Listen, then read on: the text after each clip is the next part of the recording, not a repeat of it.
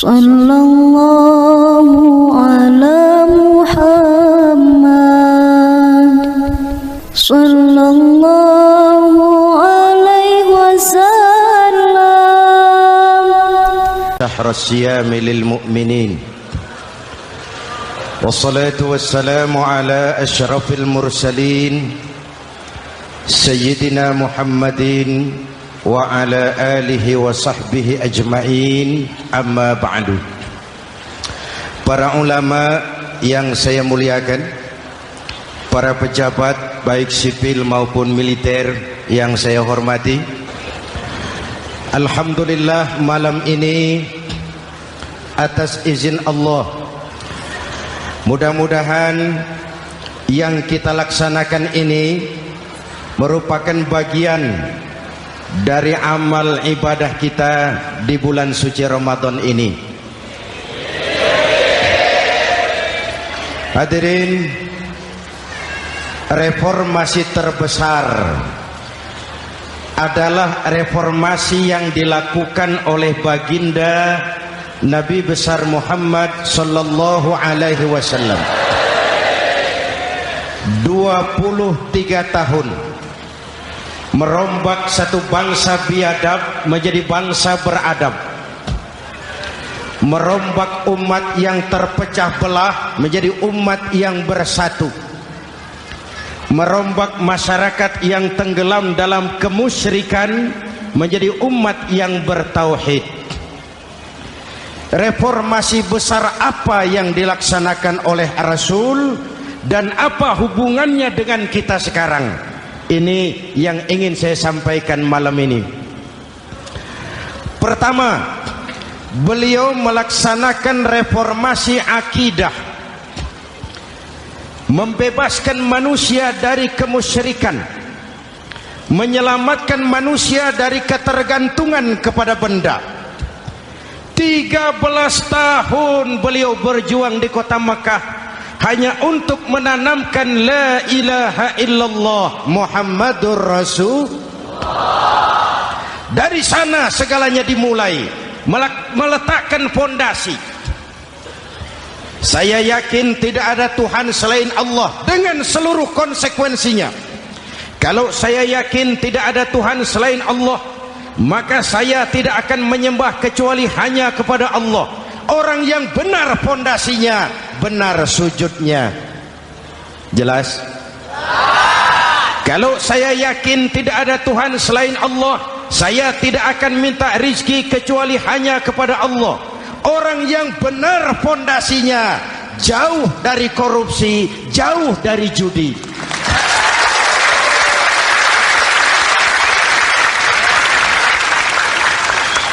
Kalau saya yakin tidak ada Tuhan selain Allah, saya tidak akan menggantungkan hidup kecuali hanya kepada Allah. Saya tidak akan melarikan persoalan kecuali hanya kepada Allah. Saya tidak akan pernah takut kecuali hanya kepada Allah. Saya tidak akan minta tolong kecuali hanya kepada Allah. Inilah generator yang membangkitkan seluruh nilai-nilai amal kita.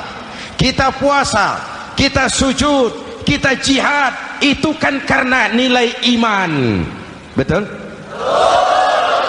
Imannya tidak kelihatan, yang kelihatan gejalanya. Mic ini berbunyi karena ada strom. Percaya apa tidak? Kelihatan stromnya? Kok tahu ada strom dari mana? Dari bunyi. Ada suaranya itu, ada stromnya. Kenapa? Bunyi. Lampu menyala karena ada strom. Kipas angin berputar karena ada strom.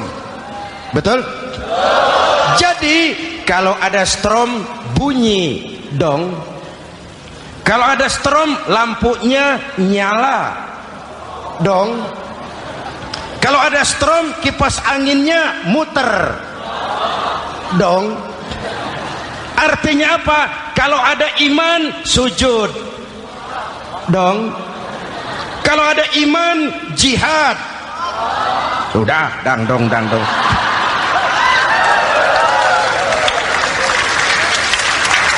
Seluruh amaliyah kita hanya refleksi dari nilai-nilai keimanan. Maka dimulai dengan fondasi. Kalau pondasi kuat, apapun yang mau dibangun aman. Kalau pondasi rapuh, apa yang mau dibangun di atas pondasi yang rapuh. Karena itu, dengan tabligh akbar ini, pesan pertama saya, mari jaga nilai-nilai iman kita. Kita masih bergelut dengan zaman susah. Judi kembali merebak. Narkoba meracuni remaja dan pemuda-pemudi kita. Padahal dua-duanya sumber segala macam kemaksiatan. Judi mendidik orang jadi malas, dan sejarah belum pernah mencatat ada orang jadi kaya karena judi. Yang bangkrut, yang kere, yang melarat banyak.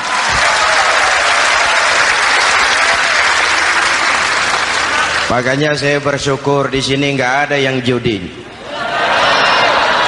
Nggak ada, mana saya nggak lihat di sini. Entahlah kalau di luar sini.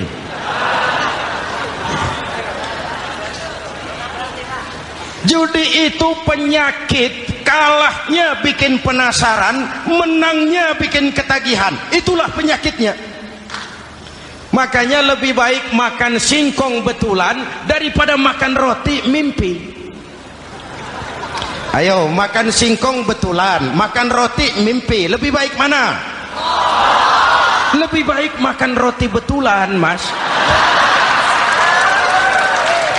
Maksud saya, uang 4-5 ribu rupiah itu daripada belikan togel, daripada dibelikan pakong, daripada dibelikan macam-macam undian judi, lebih baik dibelikan beras, makan sama-sama. Hadirin yang saya hormati, karena iman kita hidup, untuk iman kita berjuang, dalam iman kita ingin kembali menghadap Allah Subhanahu. Dahulu pun orang-orang tua kita berjuang memerdekakan negeri tercinta ini. Apa faktor penggerak utamanya? Iman. Imanlah yang mengajarkan orang-orang tua kita, hubbul watan minal iman. Cinta tanah air bagian daripada iman. Lah, tanah air kita kan bukan Aljazair. Tanah air kita bukan Palestina. Tanah air kita bukan Mesir. Tanah air kita Mencintai Indonesia bagian daripada iman. Yang datang menjajah kebetulan kafir. Lah ini, bertemulah cinta tanah air dengan semangat jihad yang diajarkan agama. Lalu bangkitlah para ulama, bangkitlah para kiai, bangkitlah para santri, berjuang memerdekakan negara tercinta ini.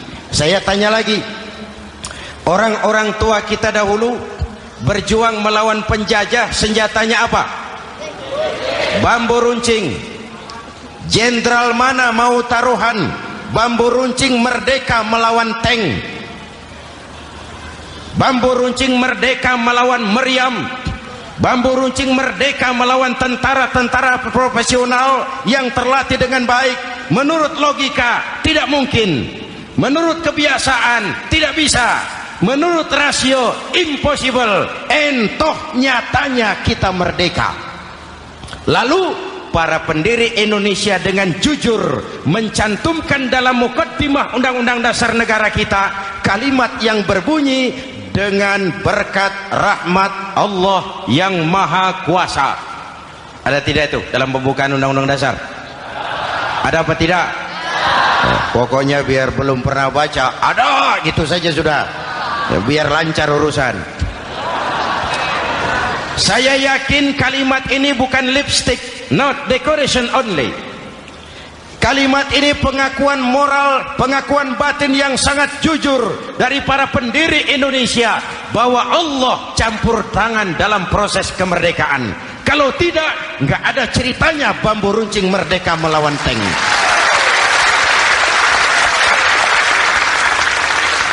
Kalau dulu iman untuk merebut kemerdekaan, sekarang iman untuk mengisi kemerdekaan. Betul? Betul? Karena itu jaga nilai-nilai iman, jangan tidur. Kita sudah berhasil melaksanakan pemilu. Sidang umum MPR sudah digelar. pemerintahan baru sudah terbentuk, itu kita pilih bersama, kita dukung bersama. Mendukung itu tidak harus selalu iya.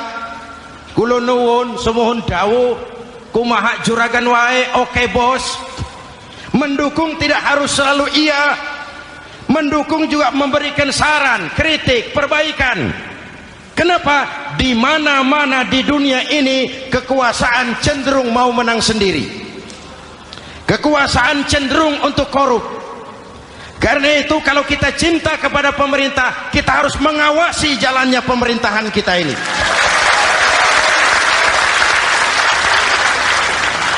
Pengalaman ketika Orde Baru berdiri, kita percaya, kita serahkan penuh, lalu kita tidur. Akhirnya kita jadi susah sendiri. Betul? Umat Islam tidak boleh jatuh dua kali di tempat yang sama. Hari ini lewat sini jatuh wajar, belum tahu barangkali. Besok lewat sini lagi jatuh lagi, goblok tenan. Masa jatuh dua kali di tempat yang sama itu bagaimana?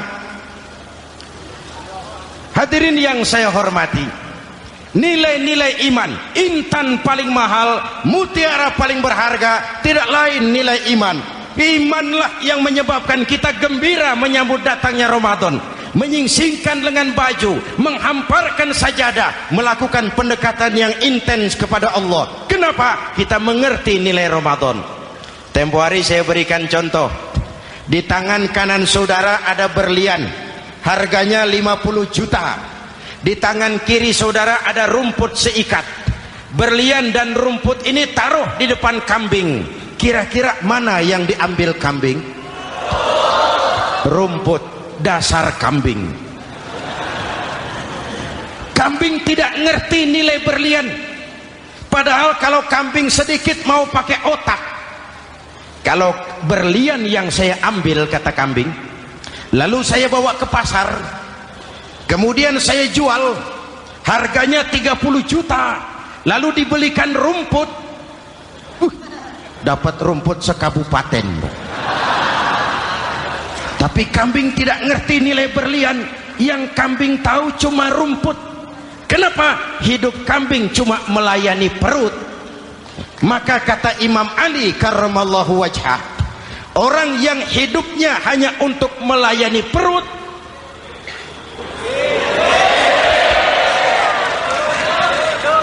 saudara yang ngomong ya, tanggung jawab. Saya kan cuma mulai, kenapa diterusin?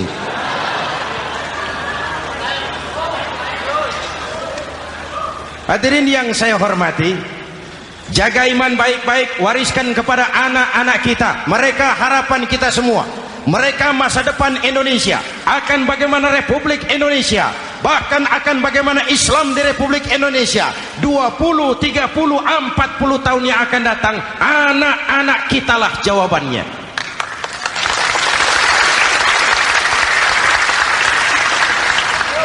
Mereka mau jadi apa, persilahkan, asal iman merupakan landasan hidupnya. Anak-anak kita boleh jadi jenderal asal jenderal beriman, boleh jadi pejabat, pejabat beriman, jadi pengusaha, pengusaha beriman. Kalau iman landasannya aman.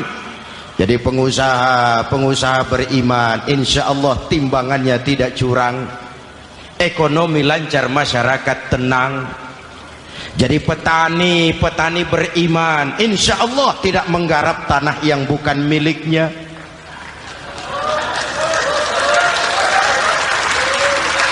Jadi pejabat, pejabat beriman, insya Allah korupsinya sedikit.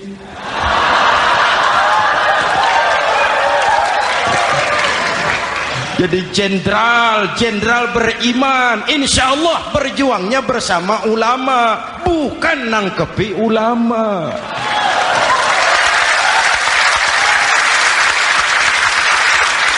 Jadi teknokrat, teknokrat beriman, jadi pengusaha, pengusaha beriman, jadi seniman, seniman beriman, jadi maling. Nggak ada, mana ada maling beriman. Kalau iman landasannya, insya Allah aman. Ini yang pertama. Yang kedua, baginda Nabi melaksanakan reformasi sosial. Berupa apa? Membebaskan manusia dari ras diskriminasi, mengikat manusia dengan tali akidah. Diciptakan kita dari laki-laki dan perempuan, dijadikan kita bersuku-suku dan berbangsa-bangsa. Bahkan Quran memulai dengan kalimat syu'ub, wa ja'alnakum syu'uban wa qabaila. Kami jadikan kamu berbangsa-bangsa dan bersuku-suku agar kamu saling mengenal satu dengan yang lain. Saya ingin mengulangi imbauan saya, mari kita tingkatkan kerukunan, 3 macam kerukunan. Pertama, rukun antar umat seagama. Sesama muslim harus rukun. Ya Pak? Ya Bu?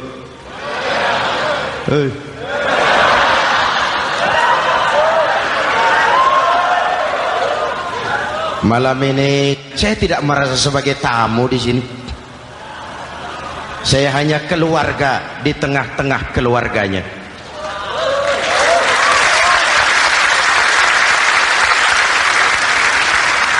Di sepanjang Jawakah saya, ke Sumatrakah saya, ke Kalimantan saya, ke Sulawesi saya, ke Irian Jaya saya, kemana saja saya pergi, di mana saja saya berada, saya hanya keluarga di tengah keluarganya. Sebagai muslim kita terikat akidah, sebagai bangsa kita punya komitmen, kita ingin bersatu nusa, satu bangsa, satu. Inilah kita. Hadirin yang saya hormati, rukun antar umat seagama. Hura-hura pemilu sudah lewat, ekses-eksesnya harus kita hilangkan. Boleh jadi kemarin-kemarin karena berbeda kaos sama teman gak teguran. Yang sudah-sudah, yang penting sekarang ke depan. Sudah capek kita rakyat diobok-obok. Sudah datang saatnya kita meluruskan saf, merapatkan barisan, menggalang semangat kebersamaan. Rukun antar umat seagama. Begitulah malam ini saya hadir di tengah keluarga sendiri. Yang mengikat kita apa? Akidah. Di masjid kita ditemukan, dan inilah simbol kehidupan umat. Tadi kita sholat isya dan tarawih di sini, menghadap ke arah yang sama, menyembah Allah Tuhan yang sama, melakukan gerak yang sama, membaca bacaan yang sama, dengan bahasa yang sama. Betul? Tapi kita datang dari segala penjuru. Kita datang dari sebelah lor, sebelah kidul, sebelah wetan, sebelah kulon. Di sini di masjid ini kita menghadap ke arah yang sama. Kita yang hadir di sini boleh jadi ada yang dari Sumatera, Kalimantan, Sulawesi, Irian Jaya, tapi kita adalah Indonesia. Jelas? Jelas? Saya sering kasih contoh, coba kalau sholat pakai bahasa masing-masing, ramai masjid, bingung malaikat. Ini Indonesia ramai karena tiap provinsi sholat pakai bahasa masing-masing. Kalau Riau bicara sendiri, Ambon bicara sendiri, Aceh bicara sendiri, Irian bicara sendiri, ramai masjid. Jelas? Jelas? Yang imam pakai bahasa Indonesia, takbir, Tuhan yang maha besar. Gagah sekali, bingung malaikat. Kembali kita kalau sholat pakai bahasa masing-masing. Betapa ramainya masjid. Itu cermin dari bangsa yang tidak bisa menjaga kesatuan dan persatuan. Uni Soviet almarhum, al-mal'un, itu negara adidaya, negara adikuasa, bersama-sama dengan Amerika menjadi polisi dunia. Tetapi kemudian dihantam oleh glasnost yang kebablasan.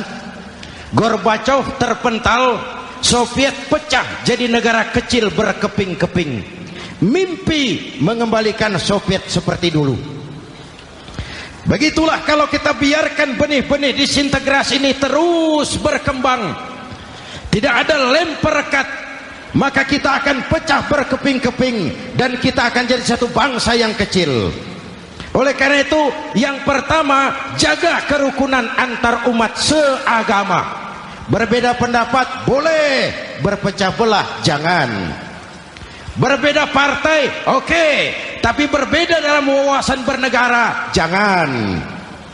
Jujur saja, saya kemarin musim pemilu itu sudah agak pesimis melihat, batin saya menjerit, ya Allah, kenapa umat jadi begini? Kenapa umat harus terkotak-kotak? Terlalu banyak partai-partai Islam waktu itu, 20 lebih. Begitu sidang umum MPR berjalan, saya mulai melihat titik optimisme. Ada yang mengkristal, di mana orang tidak lagi melihat partainya, tetapi melihat nilai-nilai imannya. Itulah yang memang utama buat kita.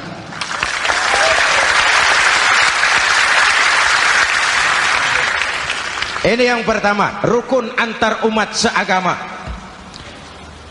Yang kedua, rukun antar umat beragama. Beberapa hari yang lalu ada kejadian yang mengenaskan di Jakarta Timur, Cipayung. Peristiwa penyerbuan Yayasan Dolos. Hadirin yang saya hormati, kita tentu menyesalkan kejadian itu. Kita tidak bisa menyetujui tindakan main hakim sendiri. Kita berharap pemerintah bukan hanya bisa menangkap pelakunya, tapi juga yang tidak kalah pentingnya mengusut akar permasalahannya. Kenapa itu terjadi? Kalau cuma pelakunya yang ditangkap, akar permasalahannya tidak selesai, saya khawatir terulang lagi di tempat lain. Inilah yang terpenting, menjaga kerukunan antar umat beragama, saling menghormati, saling menghargai. Jangan melakukan kamuflase, jangan melakukan tindakan-tindakan yang rawan dan peka. Misalnya umat Islam membangun masjid di tengah perkampungan orang Kristen, padahal tidak ada Islamnya di situ. Itu bisa menimbulkan kerawanan. Atau sebaliknya, membangun gereja di tengah perkampungan umat Islam yang tidak ada Kristennya di situ. Atau sebaliknya, mereknya kegiatan sosial, mereknya kegiatan kemanusiaan, tapi isinya penyebaran agama kepada orang yang sudah beragama. Itu pun bisa menimbulkan kerawanan. Jelas? Maka yang besar jangan mau menang sendiri, yang kecil harus tahu diri. Jelas? Mari saling menghormati, mari saling menghargai dalam batas lakum dinukum. Menangkap pelakunya penting, mengusut akar permasalahannya itu pun tidak kurang pentingnya. Hadirin yang saya hormati, Islam agama toleran, baik dari prinsip ajarannya maupun dari sikap umatnya. Islam agama yang rahmatan lil alamin. Kita punya kewajiban untuk membuktikan bahwa Islam bukan merupakan ancaman. Islam adalah alternatif. Islam adalah solusi. Islam bukan ancaman. Yang hadir di sini bukan perusuh, bukan umat biang kerok. Ini umat yang cinta damai.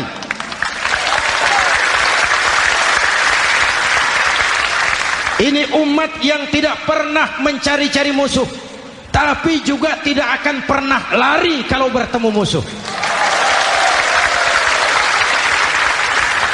Mari kita jaga kerukunan antar umat beragama. Jangan sampai peristiwa Dolos terulang lagi di tempat-tempat lain. Saling menghargai, saling menghormati. Jangan main hakim sendiri, tapi juga jangan mau menang sendiri. Hadirin yang saya hormati, dengan menjaga kerukunan antar umat beragama, akar keutuhan kita sebagai bangsa semakin terpelihara. Lalu yang ketiga, rukun antar umat beragama dengan pemerintah. Tadi kita sholat di sini ada imam, ada makmum, betul? Kalau makmum siapa saja boleh, Mas. Tidak ada pemilihan makmum. Fikih itu ketat kalau sudah memilih imam. Nih makmum siapa saja. Pak, itu orang pemabuk itu, boleh jadi makmum. Suka mencuri, Pak, boleh jadi makmum. Bacaannya tidak fasih, boleh jadi makmum. Ketinggalan 1 rakaat, boleh jadi makmum. Tapi tidak tiap orang boleh jadi imam. Kenapa? Imam mau mimpin orang banyak. Kalau dia bodoh, bagaimana nasib makmumnya?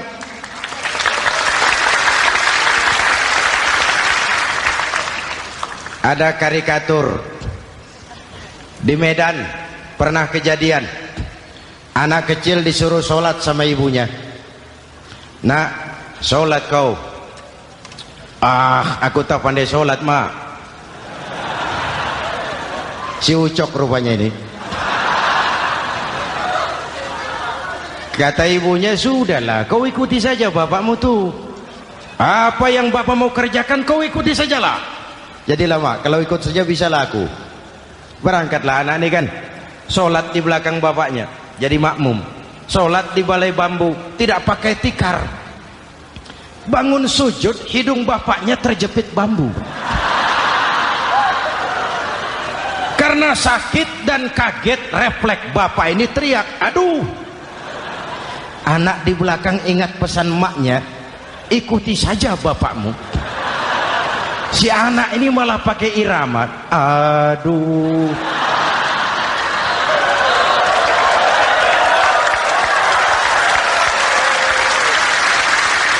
Lah, ada yang lebih gendeng lagi. Mendengar anaknya mengadu, bapaknya menoleh ke belakang. Kata bapaknya, kau kejepit juga, Cok, katanya. Sholat jadi ngobrol. Kalau makmum dan imam sama bodohnya, rusak sholat ini.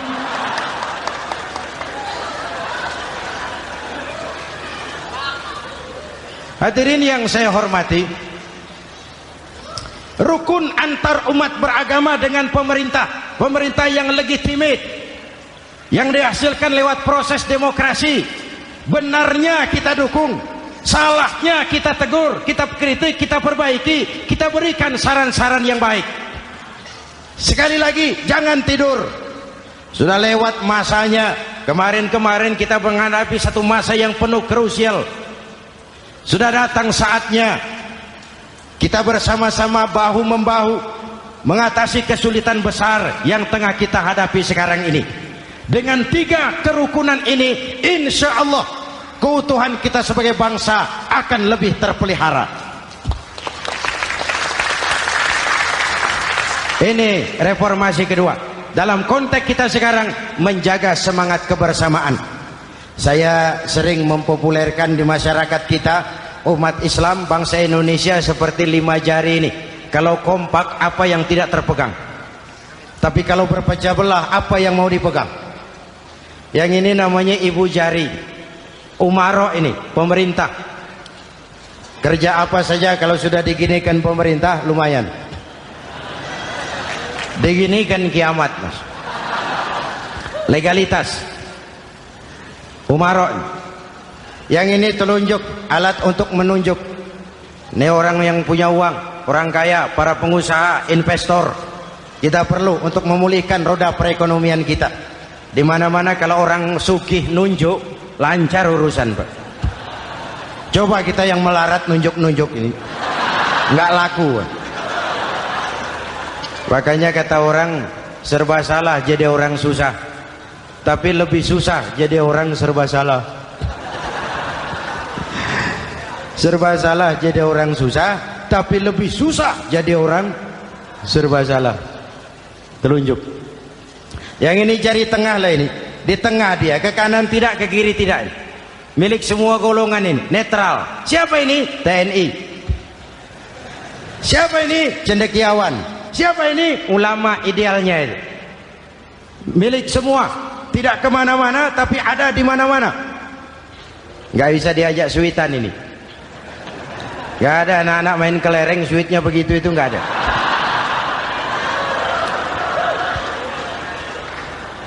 Ini jari manis, remaja, pemuda, masa muda, masa yang paling manis. Semua harapan milik pemuda. Belum pernah saya dengar ada orang pidato para kakek-kakek harapan bangsa, belum pernah. Mesti kalau sudah harapan umat, pemuda, harapan negara, pemuda, harapan agama, pemuda, harapan bangsa, pemuda, harapan pemudi. Jari manis. Yang ini kelingking, jari paling kecil ini. Ini kaum wanita ini. Perempuan kecil tapi mantap. Masya Allah. Ini ibu jari ini besar ini. Sweet ketemu kelingking, kalah ibu jari ini. Di mana-mana kekuasaan sering kalah sama perempuan. Siapa yang mendorong-dorong Nabi Adam memetik pohon buah khuldi? Kelingking. Kelingking. Kelingking. Julius Kaisar tunduk kepada Cleopatra. Siapa Cleopatra? Kelingking. Napoleon, singa daratan Eropa, the lion of Europe, luas kekuasaannya, hebat tentaranya, bertekuk lutut di bawah kaki Margaret Josephine. Kelingking. Hadirin yang saya hormati, kalau 5 pilar ini bersatu, ringan sama dijinjing, berat sama dipikul, kita akan jadi satu bangsa yang kuat. Jelas? Jelas? Dengan Ramadan, dengan tabligh akbar malam ini, mari kita jaga semangat kebersamaan. Saya selalu mengingatkan, sekarang lebih banyak tukang kompor daripada tukang lem. Lebih banyak tukang kompor daripada tukang lem. Hangati sana, sulut sini, bakar sana, panasi sini. Terbakar kita, dia lari tepuk tangan, dan kita yang rugi. Jelas? Jelas? Ini hal yang kedua. Reformasi sosial mengikat manusia dengan tali akidah, mempersaudarakan manusia dari manapun orang datang, apapun warna kulitnya, dari suku apapun ia dilahirkan, kalau akidahnya sama, itulah saudara kita.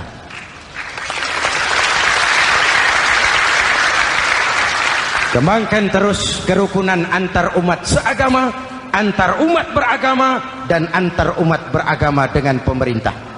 Muslim bagaikan satu tubuh. Jikalau yang satu sakit, yang lain ikut merasakan sakit. Muslim bagaikan sebuah bangunan, yang satu sama lain harus saling memperkuat. Ada yang jadi tiang, tentu.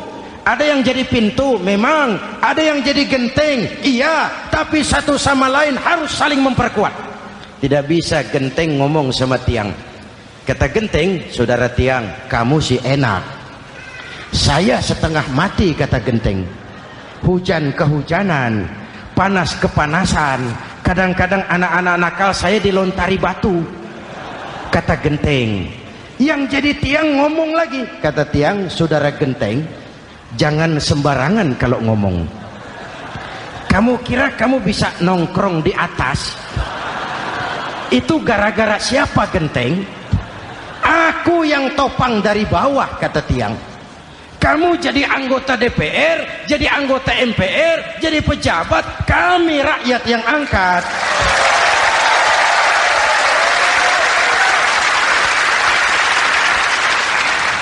Jangan waktu di bawah rajin ngamalkan ayat kursi, dapat kursi lupa sama ayat.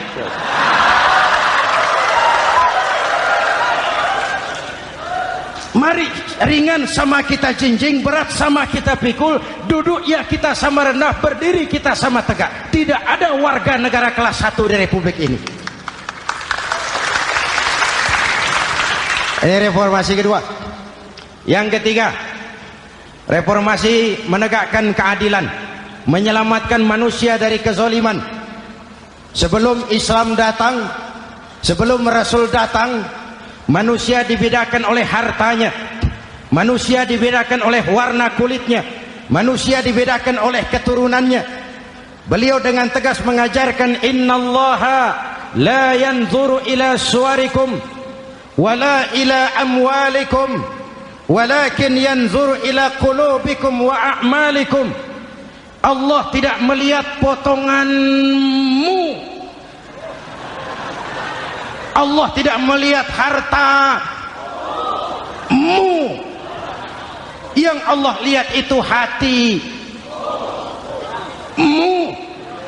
dan amal perbuatan.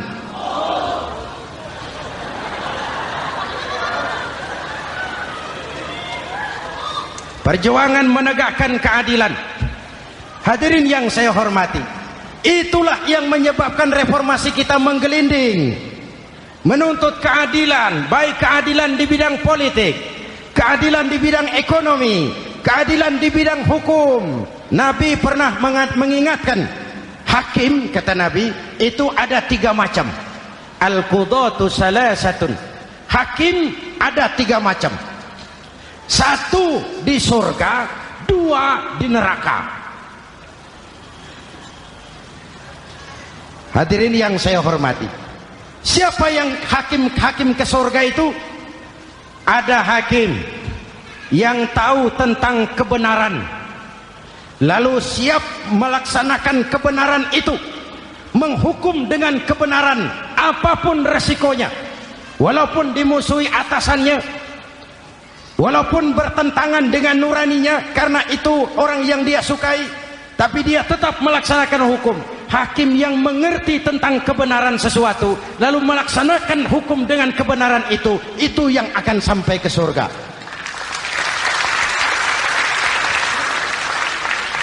Yang kedua, ada hakim tahu tentang kebenaran tapi tidak mampu melaksanakan hukum dengan kebenaran itu.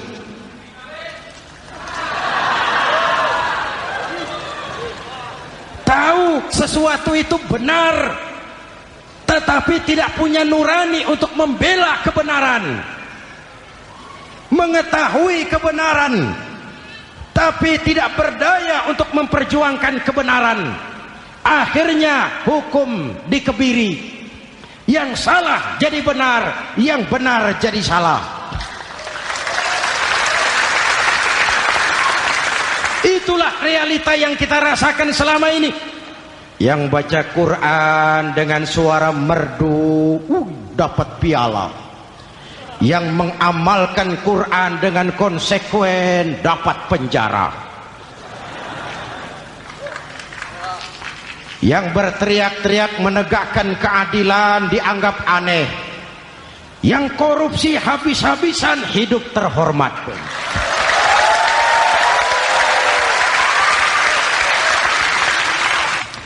Jadi yang kedua tadi hakim yang tahu kebenaran tetapi tidak mampu melaksanakan hukum sesuai dengan kebenaran, diperkosanya kebenaran, ditekannya hati nuraninya, sehingga ini yang mengakibatkan terlukanya perasaan keadilan. Yang ketiga lebih celaka lagi, ada hakim yang tidak mengerti tentang kebenaran lalu melaksanakan hukum dalam ketidakmengertiannya, bodoh melaksanakan hukum dalam kebodohan. Itu pun menyebabkan orang masuk neraka. Na'udzubillah. Hadirin yang saya hormati, reformasi yang dilaksanakan Rasul berjuang menegakkan keadilan setelah membebaskan manusia dari ras diskriminasi. An-nas kulluhum li Adam wa Adam min turab, la fadla li arabiyyin ala ajamiyyin illa bitaqwa. Seluruh manusia berasal dari Adam. Adam diciptakan dari tanah dan tidak ada kelebihan Arab dengan yang bukan Arab kecuali dengan takwanya. Nah, saya masih ingat sebuah cerita. Mau dengar? Mau dengar? pada waktu Umar bin Khattab radhiyallahu anhu menjadi khalifah, menjadi Amirul Mukminin, itu yang jadi gubernur di Mesir adalah Amr bin As. Satu saat Amr bin As ingin mendirikan masjid, tapi tanah lokasi masjid itu milik orang Yahudi, ada gubuk di situ. Dipanggil Yahudi ini oleh Amr bin As, saudara Yahudi, iya, itu rumahmu ya? Iya. Sudah tahu belum? Belum. Ya memang saya belum kasih tahu. Begini, kamu bangun sembarangan saja, rumahmu kena jalur hijau itu. Lalu saya mau bangun masjid di situ. Ya tapi ada rumah saya, Pak. Sudahlah, rumahmu saya bayar, saya beli. Nggak mau, Pak. Rumah saya cuma itu-itunya. Saya bayar 2 kali lipat. Nggak mau, Pak. Nggak mau. Sudahlah, saya ganti rugi. Ya nggak mau, Pak. Namanya juga ganti rugi, Pak. Biar digantikan tetap rugi. Mangkel Amr bin As ini wong cilik kok bertingkah amat. Si amat aja nggak bertingkah. Panggil kamtib, hei gusur. Ditarik rumah Yahudi ini, ambrol, menitiskan air mata si Yahudi di sudut kehidupan. Begini wong cilik ini sudah jatuh tertimpa tangga, rumah cuma sak gubuk-gubuknya diderek oleh petugas. Pikir-pikir Amr bin As kan cuma gubernur, di atasnya kan masih ada khalifah Umar bin Khattab. Saya mau lapor ke pusat. Berangkat Yahudi ini dari Mesir menuju Madinah, berhari-hari berjalan, sambil jalan sambil berpikir, ini nanti kalau saya laporan kepada khalifah, apa pengaduan saya diterima? Wong saya rakyat kecil, lagian Yahudi, sementara yang menggusur saya ini gubernurnya sendiri.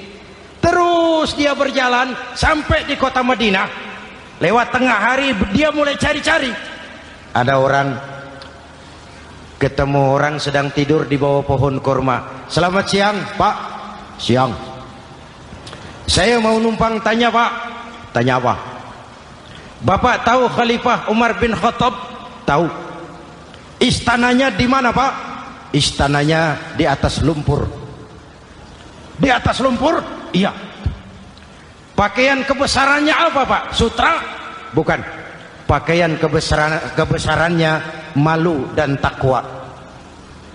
Pengawalnya banyak, Pak. Banyak. Berapa peleton? Pengawalnya yatim, orang jompo, kelompok mustadafin, orang-orang lemah, janda-janda tua.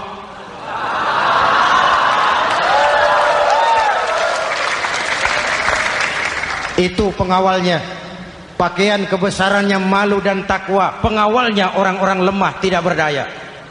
Kok begitu, Pak? Begitulah Umar bin Khattab. Orangnya sekarang di mana, Pak? Di depan kamu. Jadi Bapak, iya. Bapak, iya. Saya Umar. Ada apa, Mas? Oh, yang datang dari Semarang waktu itu.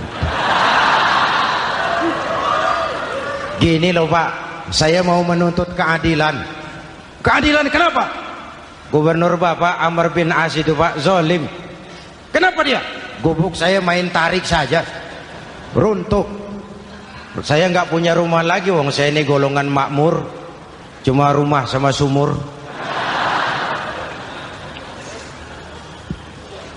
Lalu untuk apa? Katanya dia mau bangun masjid di situ, Pak. Dipaksanya rumah kamu ditarik sampai runtuh. Iya. Yahudi. Ya, Pak. Itu ada tempat sampah ya. Betul, Pak. Di situ banyak tulang unta. Coba kau cari satu tulang unta bawa ke sini. Bingung Yahudi. Pak, saya jauh-jauh dari Mesir ke sini ini mau cari keadilan. Kalau tulang unta di Mesir juga banyak, Pak. Sudahlah, kau ambil saja tulang itu. Berangkat Yahudi penuh tanda tanya, ambil sebuah tulang unta, diberikan kepada Khalifah Umar bin Khattab. Tulang ini diambil, Umar hunus pedangnya, dengan ujung pedang dibuat garis lurus di atas tulang unta itu. Rak. Selesai. Yahudi, iya Pak, sekarang kau kembali ke Mesir, serahkan tulang ini kepada Umar bin Amr bin As. Makin bingung Yahudi, jauh-jauh datang kemari kira mau dapat keadilan, cuma dapat tulang. Ya sudahlah, namanya wong cilik, berangkat dia pulang ke Mesir. Berhari-hari sampai di Mesir. Pak Gubernur, ya lapor. Ada apa Yahudi? Saya dari pusat. Loh, kamu dari Madinah? Iya Pak. Ngapain sih kamu ke sana-sana? Nuntut keadilan. Kamu bertemu khalifah? Ketemu Pak. Terus tulang.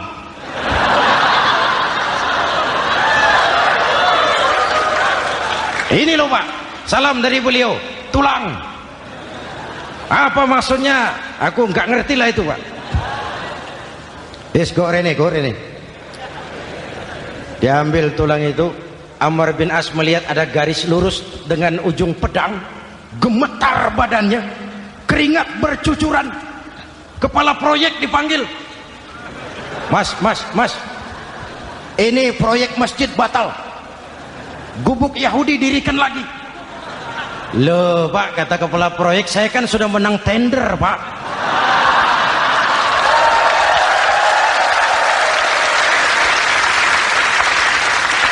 Wes, nggak ada urusan, sampean mau menang mau kalah tender, proyek batal. Itu gubuknya Yahudi dirikan lagi. Yahudi makin bingung. Ada gubernur dapat tulang gemeter. Pak Gob, ya, sebenarnya apa yang terjadi? Apa-apa? Kamu sedikit-sedikit main pusat.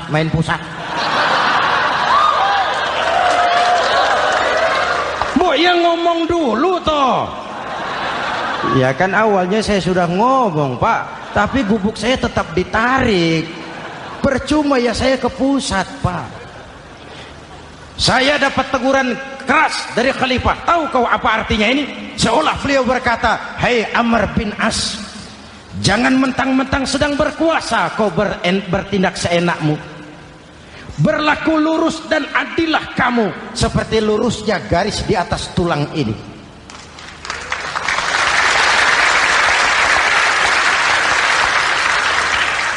Kalau kau tidak lurus, kalau kau tidak berlaku adil, aku yang akan meluruskanmu dengan pedangku. Itu bahasa simbolik. Siapa yang gak gemeter? Kamu. Pusat. Wedus. Ya ini nek coro kita. Oh Pak, kalau begitu Islam adil ya Pak? Adil. Jadi saya menang Pak? Menang kamu. Padahal saya Yahudi. Tapi menang ya? Menang. Pak, sudahlah kalau begitu Pak. Bagaimana? Itu gubuk saya ambil saja Pak.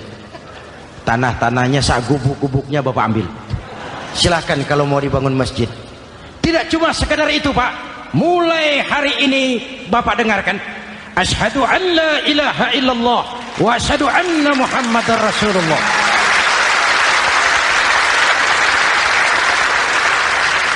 Yahudi bisa menang perkara menghadapi gubernur. Kalau ini terjadi di Indonesia,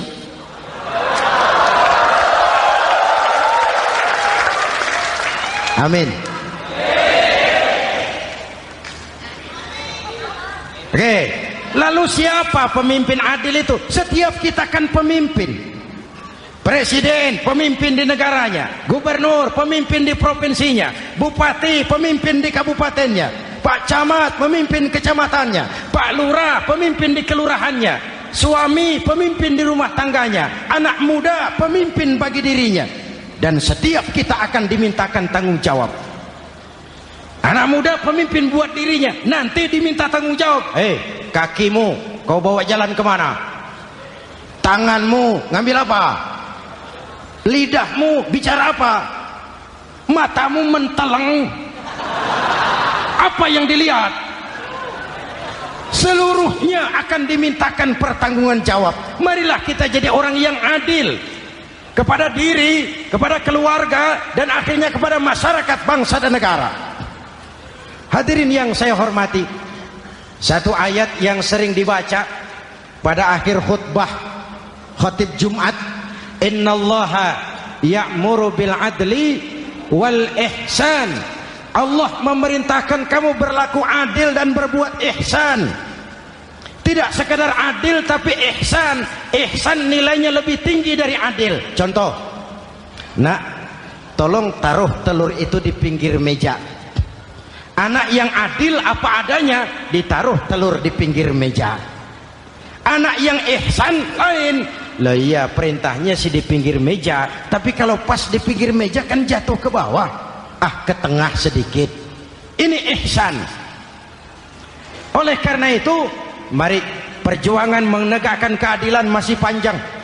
Jalannya tidak lurus bertabur bunga, menanjak, menurun, banyak onak dan duri. Namun seperti yang dikatakan seorang tokoh, masih Napoleon, kalau ada 1000 orang penegak keadilan, saya satu dari yang 1000 itu. Kalau ada 100 penegak keadilan, saya juga satu dari yang 100 itu. Kalau ada 10 orang menegakkan keadilan, saya juga satu dari yang 10 itu. Kalau hanya 1 orang yang menegakkan keadilan, maka sayalah yang 1 itu. Tetap konsisten berjuang menegakkan keadilan, walaupun besok langit akan runtuh, walaupun besok akan kiamat, keadilan tetap harus ditegakkan. Ini reformasi yang ketiga, menegakkan keadilan, mengayomi masyarakat dengan hukum yang tegas. Dan Rasul menjadi contoh. Ini yang hebat. Misalnya beliau berkata, wallazi nafsi biyadihi law anna Fatimah binti Muhammadin saraqat laqata'a Muhammadun yadaha. Demi Allah, andai kata Fatimah putri Muhammad mencuri, jangan orang lain, Muhammad sendiri yang akan memotong tangannya.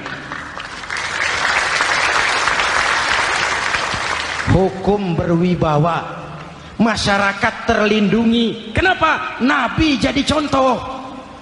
Jelas? Beliau mengajarkan orang beramal. Kepada putrinya beliau mengatakan apa? I'mali ya Fatimah, i'mali fa inni la ughni anki minallahi syai'a. Fatimah, beramal kau. Fatimah, beramal kau. Fatimah, solat kau. Fatimah, puasa kau. Fatimah, zakat kau. Fatimah, haji kau. Kalau kau tidak beramal Fatimah, aku ayahmu Rasulullah tidak akan sanggup membelamu di akhirat nanti. Ini keadilan. Tidak mentang-mentang putri kesayangan Nabi lalu sudah Fatimah kamu nggak sholat nggak apa-apa, nanti di akhirat ada papi. Jauh dari semangat nepotisme. Putri beliau sendiri ditekankan, i'mali ya Fatimah fa inni la ughni anki minallahi syai'a. Beramal kau Fatimah, kalau kau tidak beramal, aku ayahmu tidak akan sanggup membela kamu di akhirat nanti. Inilah inti dari nilai keadilan. Jauh dari nepotisme, apalagi kolusi. Hadirin yang saya hormati, lalu saya masuk kepada yang keempat. Reformasi keempat yang dilaksanakan oleh baginda Rasul, menyelamatkan manusia dari gaya hidup sekuler, menyelamatkan manusia dari gaya hidup materialis, mengajarkan keseimbangan. Ada hidup sesudah mati, ada akhirat sesudah dunia. Betul? Betul? Kalau saja tidak ada hidup sesudah mati, kalau saja tidak ada akhirat sesudah dunia, persilahkan hiduplah saenae, nek perlu saenae udelmu dewe. Sayang. Ada hidup sesudah mati, ada akhirat sesudah dunia. Ini semua calon-calon jenazah.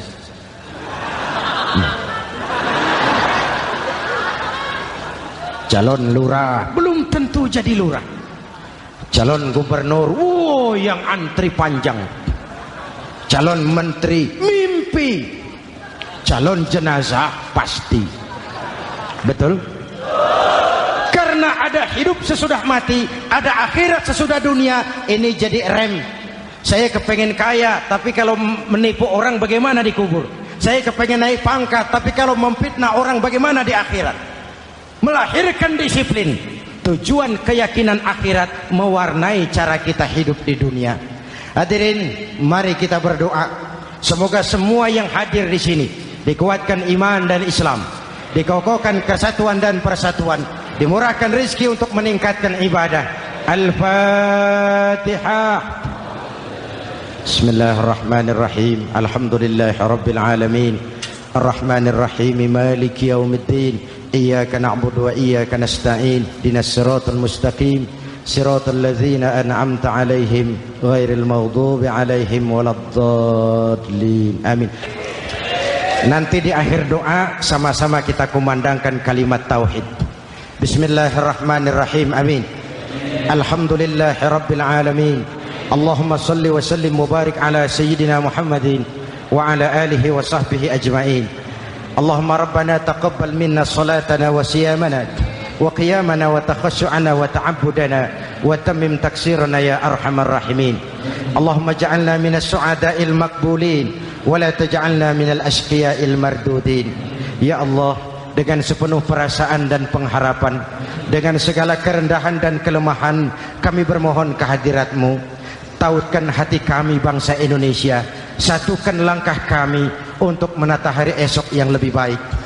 Karuniakan kami pemimpin-pemimpin yang takut kepadamu dan sayang kepada kami.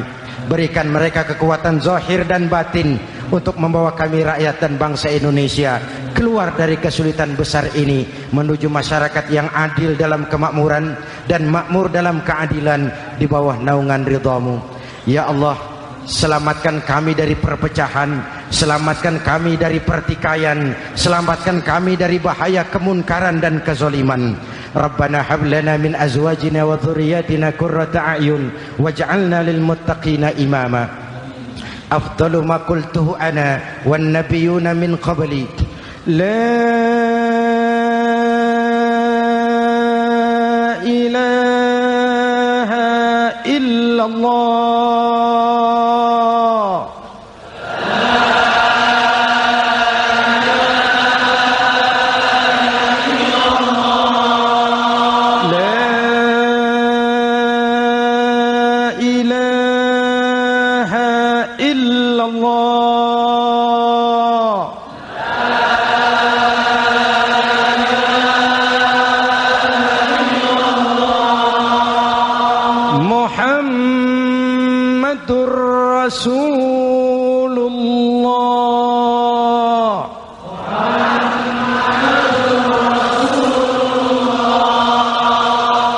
آمين. صلى الله عليه وآله وسلم. كلمة حق عليها نحيا وعليها نموت وعليها نبعث إن شاء الله من الآمنين. ربنا آتنا في الدنيا حسنة وفي الآخرة حسنة وقنا عذاب النار وآخر دعوانا أن الحمد لله رب العالمين.